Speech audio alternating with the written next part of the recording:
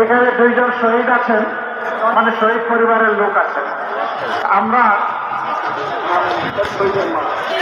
আলহামদুলিল্লাহ আমাদের পক্ষ থেকে সকল শহীদদেরকে আমরা এই ক্রেস দিচ্ছি। আপনি এটাকে যত্নের সাথে সংরক্ষণ করবেন আর আমাদের জন্য দোয়া করবেন।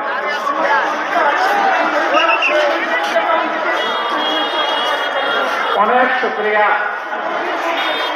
শহীদের মা তার কলিজার টুকরা শহীদ হওয়ার আগে একটা কবিতা লিখেছিল, সেই কবিতাটা তিনি আমাকে উপহার দিয়েছেন। হে আল্লাহ, তার এই সম্মান, তার এই ইজ্জত তুমি বাড়িয়ে দাও। যে সম্মান তিনি আজকে দেখালেন, এর বিনিময়ে দুনিয়া এবং আখিরাতে আল্লাহ শহীদ মাকে তুমি সম্মানিত করো। শুকরিয়া। আর আহতদের পক্ষে সিম্বলিক ফিরোজ হোসেন, তার হাতে আমরা একটা ক্রেস তুলে দিচ্ছি। আল্লাহ রাব্বুল আলামিন তাদের এই অবদান চিরদিন আমাদেরকে স্মরণ করার তৌফিক দান করুন। আর কাছে